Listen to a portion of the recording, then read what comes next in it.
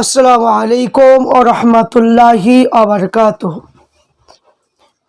সমস্ত তারিফ ও প্রশংসা সেই মহান আল্লাহ পাকের জন্য।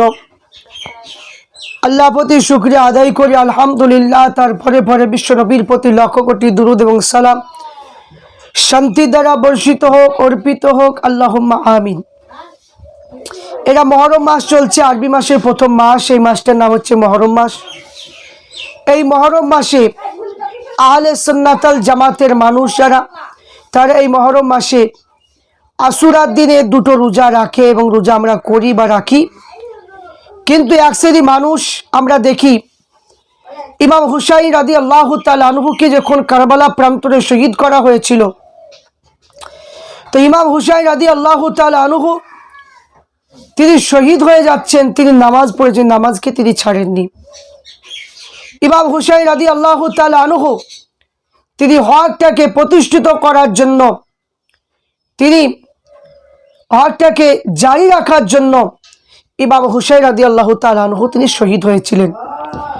ইয়াজিদ বাহিনীরা ইমাম হুসাইন রাদিয়াল্লাহু তাআলা আনহুকে শহীদ করার পরে তারা মাতুম জারি করেছিলেন, তারা আনন্দ হইহুল্লা করেছিলেন, তারা খুশি হয়েছিলেন। তো আমরা দেখি বর্তমান সময়ে ইমাম হুসাইন রাদিয়াল্লাহু তাআলা আনহুকে শহীদ করা হলো। এই মহরম মাসে আমাদের যে করণীয়গুলো, সেইগুলো আমরা ভুলে গিয়ে আমরা ইয়াজিদ বাহিনীরা যে কাজ করেছিল সেই কাজের দিকে কিছু মানুষকে আমরা দেখতে পাই। এই মহরম মাসে যখন আশুরার সময় হয়, কিছু মানুষ, এক শ্রেণী মানুষেরা তারা তাজিয়া বের করায়, তারা হাই হোসেন করে, তারা বুক চিরে, তারা মানে কি বিলেট দিয়ে বুক কাটে এবং বুক থাবড়াতে থাকে। তারা দেখে, বলে যে দেখো আমরা ইমাম হুসাইনকে কত মহব্বত করি, তাই ইমাম হুসাইনের জন্য রাস্তায় তারা তাজিয়া বের করিয়ে তারা হাই হোসেন করে তারা বুক থাবড়ায়। এইগুলো বিলকুল একদম চলবে না। আহলে সুন্নাতুল জামাতের মাসলা অনুযায়ী এইগুলো করা একদমই কঠোরতম নিষেধ। এইগুলো করা চলবে না। কারণ আপনি রোজা রাখুন আশুরার দিনে, আপনার 9 এবং 10 তারিখে দুটো রোজা রাখুন, আপনার উপকার হবে।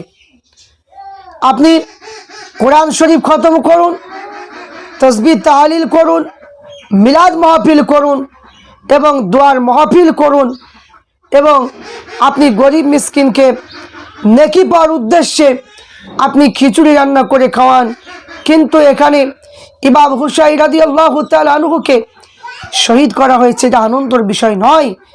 এটা হচ্ছে হককে প্রতিষ্ঠিত করার জন্য ইমাম হুসাইনকে শহীদ হতে হয়েছে। আর যদি আমরা আনন্দ ফুর্তি করি, হাই হোসেন করে নিজের শরীরকে যদি কেটে দিয়ে দিই, লাঠি খেলা, এই মহরম মাসে বিভিন্ন কিছু কাজ আমরা দেখতে পাই, এইগুলো একদম কুসংস্কার, এইগুলো একদমই চলবে না। তাই আহলে সুন্নাতুল জামাতের প্রত্যেক আলেম ওলামা যারা মুফতি সম্প্রদায় রয়েছেন, তিনারা কঠোরভাবে নিষেধ করছেন। কিন্তু আমরা হচ্ছি আহলে সুন্নাতুল জামাতের মানুষ। আমাদের 14 শতাব্দীর মুজাদ্দিদ আবু বকর সিদ্দিক ফুরফুরাবি রহমাতুল্লাহ আলাইহি, তিনার অনুমোদিত কিতাব লিখেছেন আল্লামা রুহুল আমিন বসিরহাটি রহমাতুল্লাহ আলাইহি, ফতোয়া আমিনিয়ায় পরিষ্কার ভাষায় লিখে দিয়েছেন যে তাজিয়া করা চলবে না, হাই হোসেন করা চলবে না। তাই সেই দিনটায় আমরা ফাতিহা করব, সেই দিনটা আমরা মিলাদ মাহফিল করব, আত্মীয় স্বজনের জন্য, শহীদি ব্যক্তিদের জন্য আমরা শহীদ সম্পর্কে আলোচনা করার পরে তাদের জন্য দোয়া করব। এটাই হচ্ছে সবচেয়ে ভালো উত্তম কাজ, এই হচ্ছে সবচেয়ে ভালো কাজ। এই দিকটা আমাদেরকে নজর রাখতে হবে। তাই প্রত্যেককে বলবো যে ভিডিওটা আপনারা বেশি শেয়ার, লাইক করুন এবং প্রত্যেককে অনুরোধ করব যে আপনারা আশুরার দুটো রোজা রাখুন। এই তাজিয়াগুলো বাহির করবেন না, এইগুলো থেকে আমাদের বিরত থাকতে হবে। যেগুলো আমাদের মানার কথা বলেছে সেইগুলো আমাদেরকে মানার চেষ্টা করতে হবে, যেগুলো নিষেধ সেইগুলো আমরা মানতে যাব না। প্রত্যেক যুবকদেরকে বলবো, জানুয়ারি মাস যখন আসে কত যুবক ছেলেরা তারা মানে কি ডিজে বক্স নিয়ে তারা গান বাজনা করে ফিস্ট করে। আমি বলবো ওইগুলোর দিকে না গিয়ে এই মহরম মাসটাকে পালিত করতে হবে।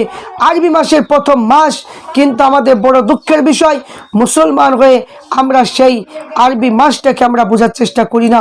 তাই প্রত্যেককে অনুরোধ করব যে আপনারা এই মহরম মাসটাকে যেভাবে মানে সম্মান দেওয়ার কথা সেইভাবে যেন আমরা সম্মান দিতে পারি। আল্লাহুম্মা আমিন।